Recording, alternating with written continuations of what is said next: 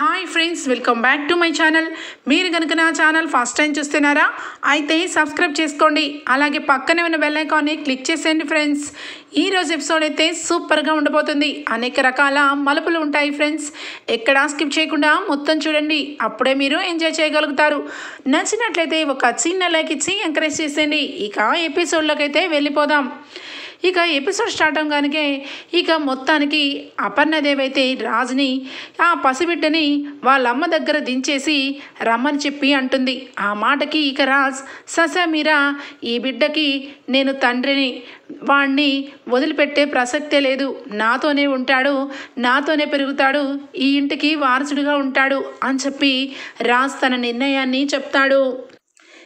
అందరూ కూడా రాజ్ అలా మాట్లాడేసరికి స్టన్ అయిపోయి ఉంటే రుద్రాణి మాత్రం మనసులో అమ్మయ్య, నిజంగా రాజ్ మాట మీద ఉంటే బాగుండు, ఖచ్చితంగా తన భార్య ఎవరితో అయితే ఈ బిడ్డను కన్నాడో ఆ అమ్మాయిని కూడా తీసుకుని వస్తే బాగుండు. అప్పుడు అందరి ముందు టీవీ వాళ్ళని, పేపర్ వాళ్ళని అందరినీ పిలిచి సభా సమావేశం వేసి ముగ్గురిని బయటికి పంపించేయచ్చు అని చెప్పి రుద్రాణి అయితే లోపల సంతోషం పడుతూ ఉంటుంది.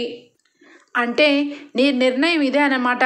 ఈ ఇంటికి ఒక పరువు ప్రతిష్ట ఉన్నాయి, అవన్నీ మర్చిపోయావా రాజ్? ఈ ఇంట్లో ఖచ్చితంగా పరువుకి ప్రాణాలు ఇచ్చే మనుషులు ఉన్నారని మర్చిపోయావా? కట్టుకున్న భార్య పక్కనే పెట్టుకొని వేరొకరితో ఒక బిడ్డను కని ఆ బిడ్డను తీసుకొని వచ్చి నా రక్తం పంచుకొని పుట్టిన బిడ్డ కాబట్టి నాతోనే పెరుగుతాడు, ఈ ఇంట్లోనే ఉంటాడు, ఈ వంశానికి వారసుడు అని చెప్పి నువ్వంటే అయిపోతుంది అనుకుంటున్నావా? ఈ ఇంటికి సంబంధించిన ఏ విషయంలోనూ నీకు నీ బిడ్డకి జోక్యం ఉండదు. అలాగనే ఆ బిడ్డకి అన్నీ నువ్వే చూసుకుంటాను అనుకుంటే నీకు నీ బిడ్డకి ఇంట్లో వాళ్ళకి ఎలాంటి సంబంధం ఉండదు అని చెప్పి అంటుంది అపర్ణ. ఒక విధంగా చెప్పాలంటే నిన్ను, నీ బిడ్డని ఈ ఇంటి కుటుంబ సభ్యులందరూ కూడా వెలవేస్తాం అని చెప్పి అనగానే వెంటనే అక్కడే ఉన్న కావ్య ఏం మాట్లాడుతున్నారు అత్తయ్య గారు అని చెప్పి ఒక్కసారిగా షాక్లో ఉంటుంది. వెంటనే కూడా రాజ్, మమ్మీ నేను చెప్పేది కొంచెం ప్రశాంతంగా విను మమ్మీ అని చెప్పి అనగానే ఇంకా ఏం చెప్తావు రాజ్, ఇంకా ఏం ట్విస్టుల మీద ట్విస్టులు ఇస్తావు? పెళ్లి రోజు సందర్భంగా అందరం కూడా నీ పెళ్లి రోజు గ్రాండ్గా చేయాలని అందరూ ఎదురు చూస్తూ ఉన్న క్షమంలో ఒక గుదిబండని తీసుకొచ్చి మా నెత్తి మీద పడేసింది కాకుండా ఇంకా ప్రశాంతంగా వినాలా? ఏం చెప్తావు? ఆ బిడ్డని కన్న తల్లి దగ్గర వెళ్ళి దించేసి రమ్మంటే కుదరదని చెప్పావు కదా, ఇంకేం చెప్తావు అని చెప్పి అపర్ణ అనగానే అసలు ఆ బిడ్డకి తల్లి ఉంటే కదా మమ్మీ వెళ్ళి దించేసి రావడానికి అని చెప్పి అంటాడు. కుటుంబ సభ్యులందరూ ఒక్కసారిగా రాజ్ అన్న మాటలకి షాక్ అయిపోతారు. అవును, మీరందరూ విన్నది నిజం. ఈ బిడ్డకి తల్లి లేదు, కానీ తల్లి కానీ తండ్రి కానీ రెండు నా బిడ్డకి నేనే అయ్యి పెంచుకుంటాను, నా బిడ్డని అనాథలాగా వదిలేను అని చెప్పి రాజ్ అంటాడు. ఏంట్రా రాజ్, ఏం మాట్లాడుతున్నావు నువ్వు? అసలు మతి భ్రమించిందా లేదంటే ఏం చేస్తున్నావో నీకు అర్థమవుతుందా? అసలు బిడ్డకి తల్లి లేకపోవడం ఏంటి? తల్లి తండ్రి అయ్యి పెంచాల్సిన పరిస్థితి నీకెందుకు ఏర్పడింది? అసలు ఈ బిడ్డ ఎవరు బిడ్డరా, నిజం చెప్పు అని చెప్పి అపర్ణ అడుగుతుంది. మరొక పక్క కుటుంబ సభ్యులందరూ కూడా రాజ్ ఏం మాట్లాడతాడా అని చెప్పి ఆతృతగా అలానే చూస్తూ ఉంటే కావ్యకి అనేక రకాల ప్రశ్నలు ఎదురవుతూ ఉంటాయి. ఏంటి, ఆ పసిబిడ్డకి తల్లి లేదా? తల్లి లేనప్పుడు ఆ బిడ్డను మరి ఈయనొక్కరే తెచ్చుకోవడం ఏంటి? అసలు ఆ బిడ్డకి ఈయనకి నిజంగా సంబంధం ఉందా? నిజానికి ఈయన అబద్ధం చెప్తున్నారేమో అనిపిస్తుంది అని చెప్పి రకరకాల ప్రశ్నలు తలెత్తుతూ ఉంటాయి కావ్యకి. వెంటనే సుభాష్ గారు ఒరేయ్ రాజ్ అని చెప్పి గట్టిగా అరుస్తారు. ఆ మాటలకి అందరూ కూడా దెబ్బకి స్టన్ అయిపోతారు. ఏం మాట్లాడుతున్నావురా? అంటే ఇదంతా ఆషామాషి విషయం అనుకుంటున్నావా? పెళ్లి జరిగి సంవత్సర కాలం పాటు కోడలి పిల్లతో కాపురం చేస్తూ ఎంతో సంతోషంగా ఉన్నారని అందరికీ నమ్మిస్తూ చివరాఖరికి ఒక బిడ్డను తీసుకొని వచ్చి ఆ బిడ్డకి తల్లి అయినా తండ్రి అయినా నేనే అంటున్నావు. ఏంటి అసలు దాని వెనకాల కథ ఏంటి? ఎవరికి చెప్పాల్సిన బాధ్యత నీకు లేదా? చెప్పు అని చెప్పి సుభాష్ గారు అడుగుతారు. ఇక వెంటనే ఇందిరాదేవి, ఒరే మనవడా, నువ్వు నన్ను చాలాసార్లు ఎన్నో రకాలుగా సంతోషపెట్టావు. ప్రతి విషయంలోనూ ముందడుగు వేసి దానికి సమాధానంగా ఎంతమంది ఉంటే అంతమందికి సమాధానం చెప్పి పంపించే నువ్వు ఈరోజు ఎందుకురా ఒక ప్రశ్నగా మిగిలిపోయి సమాధానం చెప్పకుండా తప్పించుకుంటూ ఏంట్రా ఇదంతా? మేమిద్దరం, తాతయ్య నానమ్మ, మేమిద్దరం కూడా అందరము సంతోషంగా ఉండాలని ఇదిగో ఈ దుగ్గిరాల వంశాన్ని ఒక వృక్షంగా మలిచి ఇక దాని కింద నీడగా బతుకుతున్నాంరా. అలాంటి వృక్షాన్ని ఇక కుంకటి వేలతో పీకేలాగా చేసే పనులు నువ్వు చేయవని నాకు బాగా తెలుసు. నువ్వు తప్పుడు తోవల్లో ఈ బిడ్డని తీసుకొచ్చావని కూడా అనుకోను. ఈ బిడ్డ వెనక ఏదో విషయం దాగుంది.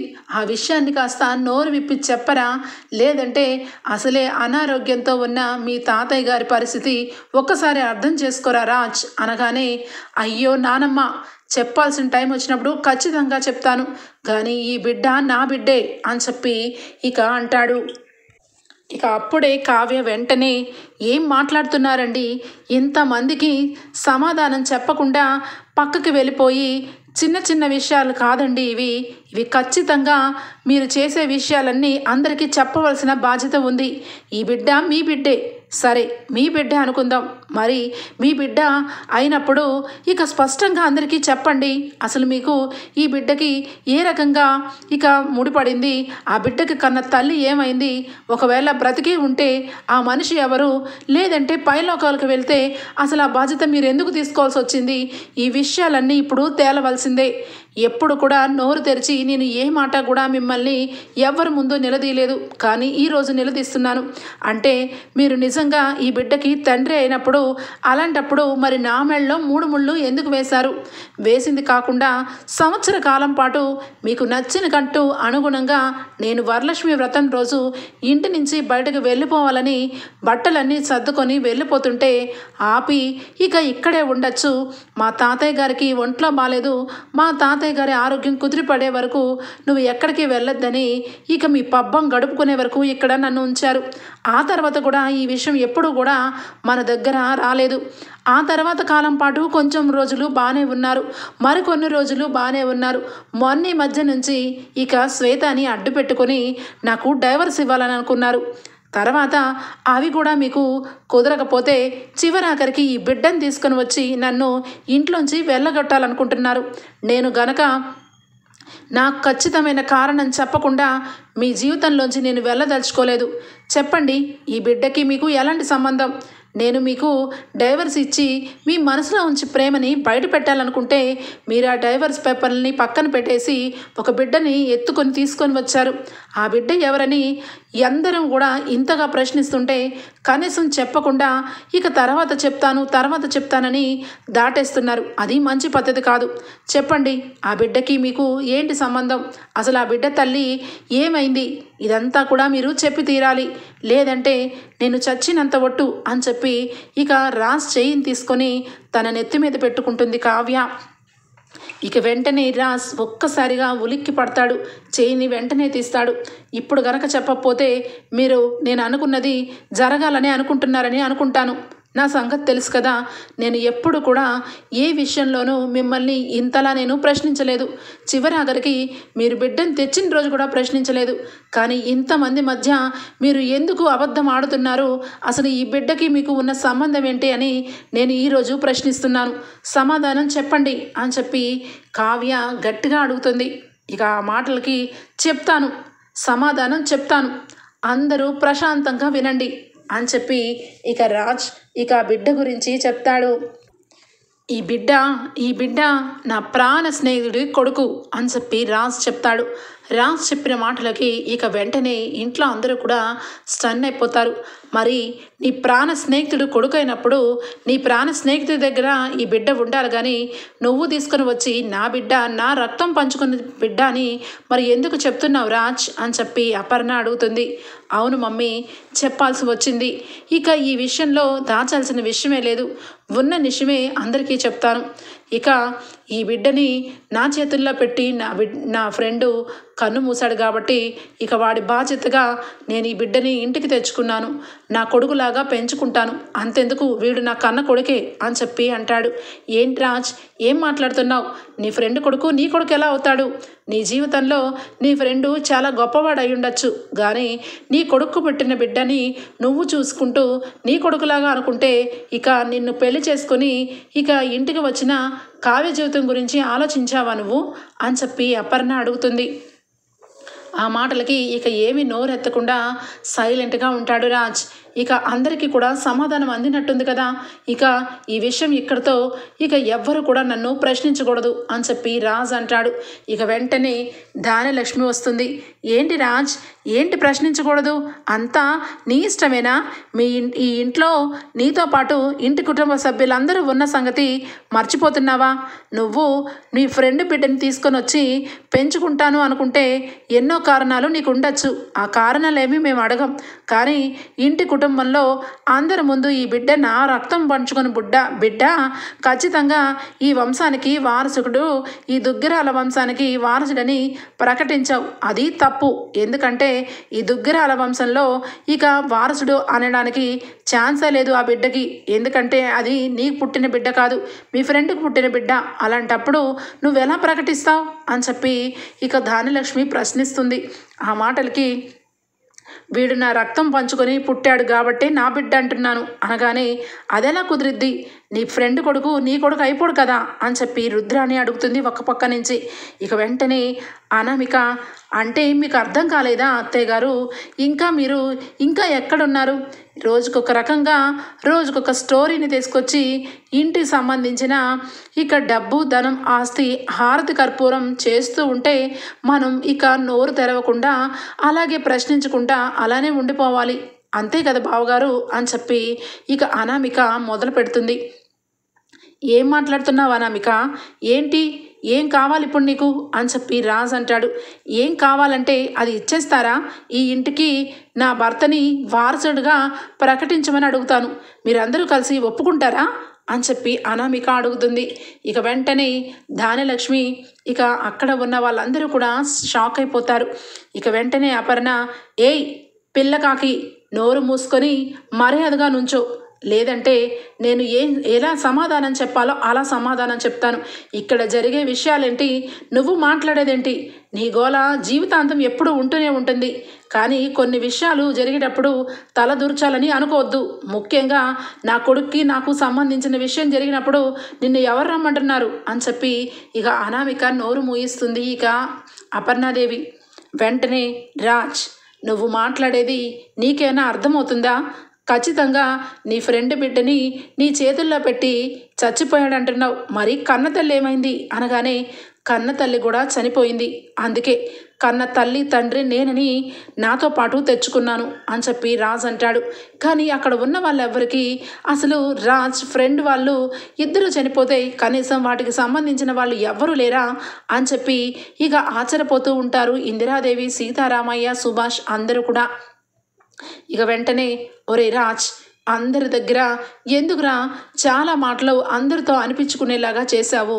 నిజంగా నీ ఫ్రెండ్ బిడ్డ వాళ్ళిద్దరూ లేనప్పుడు నువ్వు తీసుకొని వచ్చావు, అక్కడ వరకు బాగానే ఉంది, కానీ ఎన్నో చోట్ల బిడ్డలను పెంచి వాళ్ళని ప్రయోజకులు చేస్తున్నారు. మన ఇంట్లోనే పెట్టి పెంచనవసరం లేదు. వాడు అనుకుంటే వాడికి ఈ ఇంట్లో సంబంధించిన ఆస్తిని చాలా వరకు వాడి పేరుని రాసి వాడు ప్రయోజకుడు అవ్వడానికి పాల్పడదాం, అంతే తప్పించి వాడిని దుగ్గిరాల వంశానికి వారసుని చేసే హక్కు నీకు లేదు అని చెప్పి అపర్ణ అంటుంది. ఉందమ్మా, ఉంది అని చెప్పి అంటాడు. ఇక మాటకి వెంటనే ఏ రకంగా ఉంటుంది బావగారు? దారిని పోయే వాళ్ళందరికీ కూడా ఈ ఇంట్లో ఈ సంబంధించిన ఆస్తి మొత్తం దారాదత్తం చేసుకుంటూ పోతూ ఉంటారా? మొన్న ఇక స్వప్నకి లోపల కడుపులో ఉన్న బిడ్డ కోసం తాతగారు ఇక ఒక ఆస్తిని రాసిచ్చారు. ఇప్పుడు మీరేమో మీ ఫ్రెండ్కి సంబంధించిన బిడ్డను తీసుకొచ్చి ఈ దుగ్గరాల వంశానికి వారసుని చేస్తున్నారు. ఇక అంటే మీకు మిగిలేది ఏముంటుంది? నా భర్త నేను ఇద్దరం కూడా మీ ఇష్టం వచ్చినట్టు మీరు దాన ధర్మాలు కార్యక్రమాలు చేస్తూ ఉంటే ఇక మేమిద్దరం అలాగే నుంచొని చూస్తూ ఉండాలా? మా జీవితాలకి అన్యాయం జరిగితే నేనైతే ఊరుకోను. నా భర్త నోట్లో నాలుక లేదని మీ ఇష్టం వచ్చినట్టుగా మీరు చేస్తే నేను ఎక్కడి వరకు వెళ్ళాలో అక్కడి వరకు వెళ్తాను అని చెప్పి అనామిక నోటికి వచ్చినట్టుగా మాట్లాడుతూ ఉంటుంది. ఇక వెంటనే రాజ్ ఇక అనామిక దగ్గరికి వస్తాడు. ఏంటి, ఏం మాట్లాడుతున్నావు? రోడ్డును పోయే వాళ్ళందరికీ కూడా దాన ధర్మాలు చేసుకుంటూ వెళ్తున్నామా? ఎవరికి చేస్తున్నాం దాన ధర్మాలు? నోరు అదుపులో పెట్టుకొని మాట్లాడు. నా తమ్ముడు భార్యవి కాబట్టి ఈ మాత్రం ఒక్క మాటే అని ఊరుకుంటున్నాను. అదే నీ స్థానంలో వేరొకరు ఉంటే ఈ పాటికి నా చెయ్యి చంప మీద ఉండేది అని చెప్పి కళ్ళు చాలా పెద్దవి చేసి రాజ్ మాట్లాడతాడు. ఏంటి, ఏం మాట్లాడుతున్నారు బావగారు? మీరు నన్ను కొడతారా? అవునవును, కొట్టండి. వేరెవరో అనాథకు పుట్టిన బిడ్డను తీసుకొని వచ్చి ఇక ఈ ఇంటికి వారసుని చేస్తానని అందరి ముందు ప్రగల్భాలు పలుకుతున్న మిమ్మల్ని ఎవ్వరూ ప్రశ్నించలేరు అనుకుంటున్నారేమో. ఖచ్చితంగా నేను ప్రశ్నిస్తాను. ఎందుకంటే ఈ కుటుంబం ఉమ్మడి కుటుంబం. ఇందులో ఉన్న డబ్బే కానీ ఆస్తి కానీ అంతస్తే కానీ అందరికీ హక్కు ఉంటుంది. ఖచ్చితంగా మీరుకొక్కరికే కాదు. అయినా డబ్బు విలువ మీకేం తెలుస్తుంది? ఇటు కావ్య పుట్టింటి వాళ్ళకి చాలా వరకు దోచిపెడుతూ వచ్చారు. ఇప్పుడు వేరొకరు ఎవరికో పుట్టిన బిడ్డకు తీసుకొచ్చి వంశాంకరం చేద్దాం అనుకుంటున్నారు. ఇలాంటి విషయాల్లో ఎవరు ఒప్పుకున్నా నేనైతే ఒప్పుకునే ప్రసక్తే లేదు అని చెప్పి చాలా గట్టిగా రెచ్చిపోతుంది అనామిక. ఇక వెంటనే ధాన్యలక్ష్మి, ఏంటి రాజ్, ఏంటి నా కోడల్నే కొడతావా? ఎందుకు కొడతావు? నా కోడలు అడిగిందని ఈరోజు నా కోడల్ని చేసుకుంటానన్నావు. మరి నేను అదే ప్రశ్న అడుగుతున్నాను. దారిని పోయే దారి వాళ్ళకి పుట్టిన బిడ్డని ఇక ఎవరైనా తీసుకొచ్చి ఎంత ముష్టి పడేస్తారు కానీ ఇంటికి తీసుకొచ్చి దుగ్గరాల వంశంలో కూర్చోపెట్టి వంశాన్ని పంచిపెట్టరు. పంచిపెడుతూ చూస్తూ ఉంటే ఇక్కడ కూర్చొని అట్లనే చూస్తూ ఉండడానికి మేమేమి ఇక మీ అత్తమామల్లాగా పేద కుటుంబం నుంచి రాలేదు.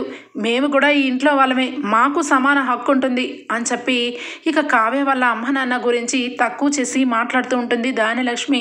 ఇక వెంటనే కావ్య, ఏం మాట్లాడుతున్నారు అత్తయ్య గారు? అసలు ఇక్కడ జరిగేదేంటి, మీరు మాట్లాడేదేంటి? ఇందులో మా అమ్మ వాళ్ళని ఎందుకు ఇన్వాల్వ్మెంట్ చేస్తున్నారు అనగానే, ఉంది, ఇన్వాల్వ్మెంట్ ఉంది.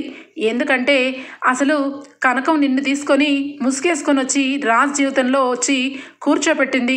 రాజేమో ఒక ఆడపిల్ల ఇంటి పరువు అని చెప్పి నీ మెళ్ళలో తాళిని కట్టాడు. కానీ రాజ్ ఎప్పుడు కూడా నీ మొహం చూడలేదు, నీతో కాపురం చేయలేదు. వాడు రేపు పొద్దున్న వాడి జీవితం ఎలా ఉంటుందో కూడా వాడికి తెలియకుండా అయిపోయింది. ఎందుకు? కేవలం నీ కుటుంబం వల్లే. అందుకే అంటున్నాను, మీ అమ్మ వాళ్ళలాగా మేమేమి తికమగా చేసి ఆస్తిని కొట్టేయాలని అనుకునే వాళ్ళం కాదు. ఖచ్చితంగా ఈ ఇంట్లో దుగ్గిరాల వంశానికి సంబంధించిన వాళ్ళమని చెప్తున్నాను. అందులో తప్పేముంది అని చెప్పి అనగానే రాజ్ వెంటనే పిన్ని అని చెప్పి చాలా గట్టిగా అరుస్తాడు. ఆ మాటలకి అందరూ కూడా షాక్ అయిపోయి చూస్తూ ఉంటే ఇక చంకలో ఉన్న బిడ్డ ఏడుస్తూ ఉంటే వెంటనే ఇక కావ్య పరుగున వెళ్ళి పాల డబ్బాని తీసుకొని వచ్చి పిల్లోడిని ఎత్తుకుంటుంది.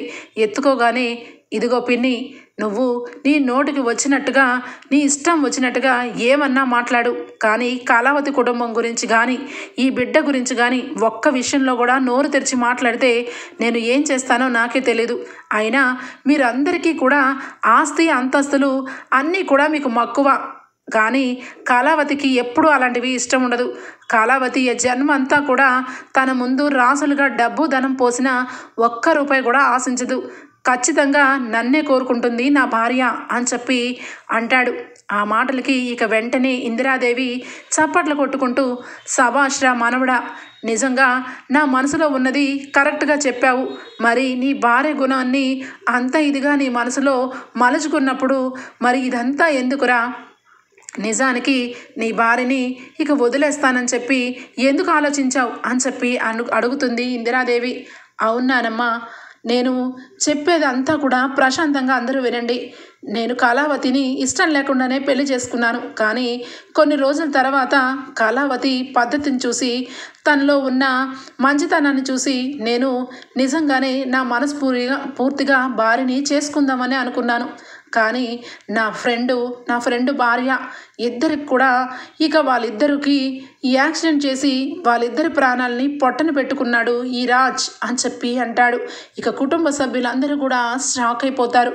ఇక వెంటనే కావ్య కళ్ళు వెంట నీళ్లు పెట్టుకొని అలానే చూస్తూ ఉంటే, అవును, మీరందరూ విన్నది నిజమే. నేను నా బిడ్డకి తల్లిదండ్రిని ఎందుకు అయ్యానో తెలుసా?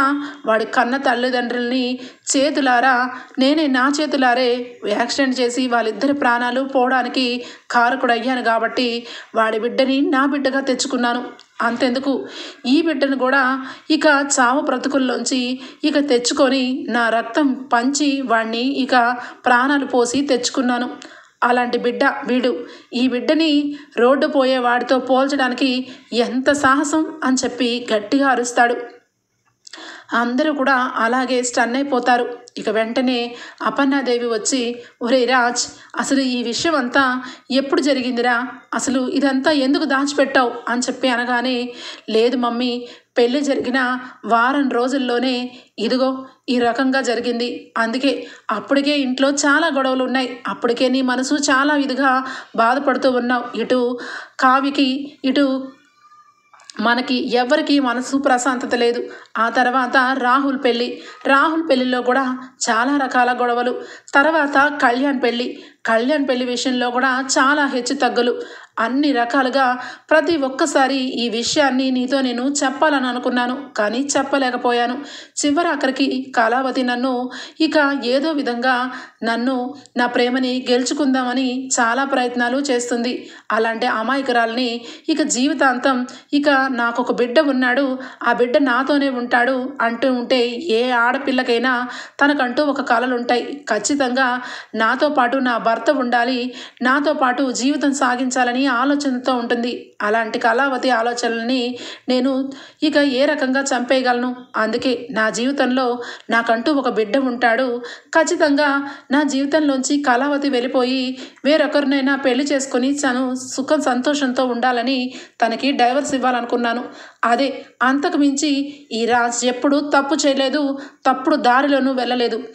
ఖబర్దార్ అని చెప్పి అందరి ముందు ఇక గట్టిగా వార్నింగ్ ఇస్తాడు దానిలక్ష్మికి, అపర్ణకి. ఇక వెంటనే ఇందిరాదేవి, చూసారా, నా మనవడు ఎప్పుడూ తప్పు చేయడు, వాడి జీవితంలో తప్పు అంటేనే వాడికి అసహ్యం. అలాంటి నా రాజ్ తప్పు చేశాడంటే ఎలా ఒప్పుకుంటాము అని చెప్పి ఇక చాలా సంతోషపడుతుంది. ఇక వెంటనే ఇక ఇందిరాదేవి, సీతారామయ్య, సుభాష్, ఇక అపర్ణ, కావ్య అందరూ కూడా రాజ్ ఆ రకంగా బిడ్డని తెచ్చుకున్నందుకు చాలా గర్వపడతారు. ఇక సొంతగా తన చేతులతోనే ఇక తన జీవితాంతం ఆ బిడ్డకి తండ్రిని అవ్వాలని కట్టుకున్న భార్య సంతోషం కోసం వదిలిపెట్టాలనే ఆలోచన సుభాష్ గారికి చాలా చాలా సంతోషాన్ని ఇస్తుంది. ఒరేయ్ రాజ్, నువ్వు చిన్నవాడివైనా చాలా ఎదిగిపోయావురా. అందుకే నీ ముందు నేను తల వంచాల్సి వస్తుంది. నిజానికి నీ వెనకాల ఇంత జరిగిందని నోరు విప్పి ఒక్క మాట కూడా చెప్పకపోతే మేమందరం ఏమనుకుంటాంరా? నువ్వు కావాలని ఇక ఇంట్లో అందరినీ మోసం చేసావని అనుకోమా అని చెప్పి సుభాష్ అయితే రాజ్ దగ్గరికి వచ్చి ఎమోషనల్ అయిపోయి హక్ చేసుకుంటాడు. వెంటనే ఇక అనామిక, ఏంటి, ఏం మాట్లాడుతున్నారు? మీరందరూ చాలా గర్వంగా ఫీల్ అవుతున్నారా? ఏం ఇందులో ఉందని గర్వంగా ఫీల్ అవ్వడానికి? ఇక వాళ్ళ ఫ్రెండ్ని, అలాగే వాళ్ళ ఫ్రెండ్ భార్యని, ఇద్దరిని కూడా ఇక రాజ్ బాబు గారు వాళ్ళని యాక్సిడెంట్లో వాళ్ళు కన్ను మూశారు. అయినా అప్పుడు దానికి సంబంధించిన విషయాలన్నీ కూడా అప్పుడు చెప్పకుండా ఇప్పుడు చెప్తున్నారు. ఓకే, ఆల్ రైట్, అంతా బాగానే ఉంది. కానీ నా కొడుకు నేనే పెంచుకోవాలని రూల్ ఎక్కడా లేదు. అనాథ శరణాలయాలు చాలా ఉన్నాయి, ఎన్నో ఉన్నాయి, అందులో జాయిన్ చేయొచ్చు. కానీ ఈ కుటుంబంలో పెంచుతాము, ఈ కుటుంబ సభ్యుడే అన్నమాట అస్సలు బాలేదు అని చెప్పి అనగానే ఇక వెంటనే ఇక అక్కడే ఉన్న కావ్య, ఏం మాట్లాడుతున్నావు అనామిక? నీకు అనుభవం చాలా తక్కువ. పెద్దవాళ్ళందరూ మాట్లాడుకుంటున్నప్పుడు మధ్యలో కలక చేసుకోవద్దని ఇప్పటికీ 2 సార్లు వార్నింగ్ ఇచ్చారు. అయినా నోరెత్తి మాట్లాడతావేంటి అనగానే ఇక వెంటనే అక్కడ ధాన్యలక్ష్మి అందుకుంటుంది. ఏయ్ కావ్య, ఏం మాట్లాడుతున్నావు? నా కోడల్నే బెదిరిస్తావా? నువ్వంటే చాలా తక్కువ స్టేజ్ నుంచి వచ్చావు కాబట్టి నీకు ఏదైనా అపురూపమే. అయినా నా కోడలు ఈ ఇంట్లో ఉండడానికి చాలా అధికారం ఉంది. నువ్వు ఏ రకంగా ఇంట్లో ఉంటావు? కట్టు పేద కుటుంబం నుంచి వచ్చావు కాబట్టి రాజు ఏం చేసినా నీకు బాగానే ఉంటుంది. ఎందుకంటే రేపో మాపో ఈ బిడ్డని ఎత్తుకుంటూ ఆ బిడ్డని మురిపంగా చూస్తున్నానన్నట్టు ఉంటూ ఇక ఈ ఆస్తికి అంతటికీ కూడా వారసుని చేస్తే నీకే ఆస్తి వస్తుందని ప్లాన్ వేసినట్టున్నావు. కానీ అదేమీ కుదరదు. అనామికని నోరు తెరిచి ఒక్క మాట అన్నా ఊరుకోను అని చెప్పి ఇక కావ్యని ఎదిరిస్తూ మాట్లాడుతూ ఉంటుంది.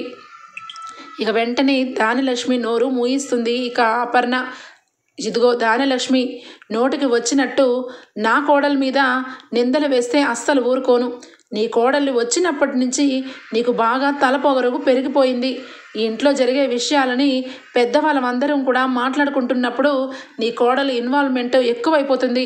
నోరు మూయిస్తే కరెక్ట్గా ఉంటుంది. నా వరకు వస్తే నేను ఎలా ట్రీట్ చేస్తానో నీకు బాగా తెలుసు. ఇప్పుడు ఏంటి, మీకేం జరిగింది అన్యాయం? రాజు వాళ్ళ ఫ్రెండ్ బిడ్డని రాజు పెంచుకోవాలనుకుంటున్నాడు. వాడు జీవితాంతం వాడిని సాకు చేసుకొని వాడిని ప్రయోజకుడు చేయాలనుకుంటున్నాడు. అందులో మీకు వచ్చిన ప్రాబ్లం ఏంటి అని చెప్పి ఇక నిలదీస్తుంది అపర్ణాదేవి. ఇక వెంటనే, అవునక్క, మీరు ఎన్ని విషయాలైనా ఎన్ని కబుర్లైనా ఆడతారు. ఎందుకంటే రాజ్ చేసిన తప్పుకి రాజ్ జీవితాంతం ఆ బిడ్డని పెంచుకుంటాడు, ప్రయోజకుడు చేస్తాడు. కానీ ఈ ఇంటికి సంబంధించిన చిల్లిగావ కూడా ఆ బిడ్డకి ఖర్చు పెట్టడానికి లేదు. మా వాటాకు సంబంధించిన వాటాని మాకు అప్పచెప్పి మీ ఇష్టం వచ్చినట్టు మీ వాటాలో ఆ బిడ్డని ప్రయోజకుడు చేసుకోండి అని చెప్పి అపర్ణ అంటుంది.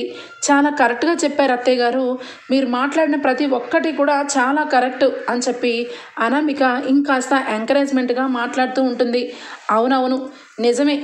ఎందుకంటే ఎప్పుడైనా కూడా చాలా కరెక్ట్గానే చెప్తుంది మీ అత్తయ్య అని చెప్పి ఇక అపర్ణాదేవి, ఏమమ్మా అనామిక, నువ్వు ఈరోజు ఇక చాలా ఇదిగా రూపాయికి తేడా తెచ్చి వాటాలు వేసేమని మీ అత్తయ్య గారు అంటే చాలా కరెక్టమని అంటున్నావు. మా వాటా మీ వాటా ఇది ఎప్పటి నుండి వచ్చింది అని చెప్పి ఇక అంటూ ఉంటే, అవును మమ్మీ, నిజమే, మానవాట వాళ్ళవాట. ఎందుకంటే కళ్యాణ్ చాలా వరకు సంపాదిస్తూ ఉంటాడు. కళ్యాణ్ చాలా పెద్ద ఎండి. ఇక కళ్యాణ్ వాటా కళ్యాణ్కి ఇచ్చేసి మన వాటా మనం తీసుకుందాం. ఎందుకంటే వీళ్ళ తల్లిదండ్రులకి బోల్డ్ అన్ని అప్పులు ఉన్నాయి కాబట్టి ఈ ఆస్తిని ముక్కలు చేసి వాళ్ళ చేతిలో పెట్టాలి కదా అని చెప్పి రాజ్ అంటాడు. దెబ్బకి ఇంట్లో అందరూ కూడా షాక్ అయిపోతారు. ఇక వెంటనే, ఏంటి రాజ్, ఏం మాట్లాడుతున్నావు? నా కోడల వల్ల తల్లిదండ్రుల గురించి తక్కువ చేసి మాట్లాడుతున్నావేంటి అని చెప్పి ఇక వెంటనే ధాన్యలక్ష్మి అనగానే, అవును పిన్ని, ఇప్పటి వరకు మీకు తెలియని విషయాలన్నీ కూడా ఇప్పుడు చెప్తాను, అందరూ వినండి. అనామిక కళ్యాణ్ని ఇష్టపడింది అన్న ఒక్క మాటతో కళ్యాణ్కి అనామికకి పెళ్లి జరిపించి కళ్యాణ్ జీవితంలో మంచి రోజులు రావాలని అందరము కోరుకున్నాము. అలాగే వాడి పెళ్లి జరిగింది. కానీ నిజానికి వాడి పెళ్లి జరిగిందే కానీ వాడు సంతోషంగా లేడు. ఒక తల్లిగా నువ్వు ఏ రోజు కళ్యాణ్ ఎలా ఉన్నాడన్నది ఇంతవరకు కూడా వాడి మనసు తెలుసుకోలేకపోయావు. కానీ వాడి మనసు మొత్తం నాకు తెలుసు. వాడు నాకు చాలా బాధపడుకుంటూ ఇక మొన్నే చెప్పాడు అనామిక గురించి. అనామిక కనీసం ఇక ఒక్కరోజు కూడా ఒక భార్యలాగా బెడ్రూమ్లో ప్రవర్తించలేదని, తను ఎప్పుడు డబ్బు కోసమే వెంపర్లాడుతూ ఉంటుందని నాకు చాలాసార్లు చెప్పాడు. ఇక ఆ విషయంలో నేను అంతా కూడా తెలుసుకుందామని చెప్పి అసలు అనామిక ఎందుకు ఈ రకంగా కళ్యాణ్ని ఇక కళ్యాణ్ జీవితంలోకి వచ్చి చివరాఖరికి కవిత్వాలంటే ఇష్టం లేదని ఎందుకు ఇంత రచ్చ చేస్తుందా అని చెప్పి ఆ రోజు వీడి కవిత్వాలన్నీ విసిరేసిన రోజే అనామిక గురించి, అనామిక వాళ్ళ ఫ్యామిలీ గురించి తెలుసుకోవాలనుకున్నాను. అప్పుడు తెలిసింది వీళ్ళకి ఊరు అంతా అప్పులున్నాయని, ఆ అప్పుల గురించే కళ్యాణ్ని పెళ్లి చేసుకుందని, ఆ అప్పుల కోసమే రేపొద్దున్న ఈ ఇంటి నుంచి చీరకం చేసి తన వంతు భాగంగా తీసుకుని వెళ్ళిపోతుందని నాకు తెలిసింది. ఇప్పుడు ఏమంటావు? ఆస్తిని అంతస్తుల్ని వాటాలు వేయడానికి వచ్చిన నీ కోడల్ని వెనకేసుకొని వస్తున్నావు కదా, ఇప్పుడు ఏం మాట్లాడతావు పిన్ని అని చెప్పి రాజ్ అయితే అనామిక గురించి ఇక మొత్తం వివరించి చెప్పేసరికి దెబ్బకి ఇక దానలక్ష్మికి ఫీజులు ఎగిరిపోతాయి. ఇక వెంటనే నేను నమ్మను, నా కోడలికి వాళ్ళ ఇంట్లో వాళ్ళు చాలా ఉన్నవాళ్ళు, వాళ్ళు ఉన్న స్థానంలో ఉన్నవాళ్ళు, వాళ్ళకి అవసరమే లేదు. నువ్వన్నీ కూడా కావాలని సంవత్సర కాలం పాటు ఈ బిడ్డ గురించి ఎలా దాచావో ఇక ఈ విషయం కూడా కావాలని అబద్ధాలే చెప్తున్నావు అని చెప్పి దానలక్ష్మి దబాయిస్తూ ఉంటే ఇక వెంటనే రాజ్ వాళ్ళ మేనేజర్ని పిలిపించి రాజ్ వాళ్ళ మేనేజర్కి చెప్తాడు. ఇక 2 కోట్ల విషయం మొత్తం కూడా ఇక 2 కోట్లు ఎవరికి వెళ్ళాయి, ఎప్పుడు వెళ్ళాయి అన్నది మొత్తం కూడా వివరించి ఇక చెప్తాడు రాజ్. ఇక 2 కోట్ల సంగతి తెలుసుకున్న ఇంటి కుటుంబ సభ్యులందరూ ఇక అనామిక వాళ్ళ కుటుంబం ఇక చాలా అప్పుల ఫ్యామిలీ, ఇక ఊరంతా కూడా అప్పులేనని ఇక విషయం మొత్తం తెలిసిపోతుంది. నోరు ఎత్తేసరికి ఇక నోరు మూయించేస్తాడు రాజ్.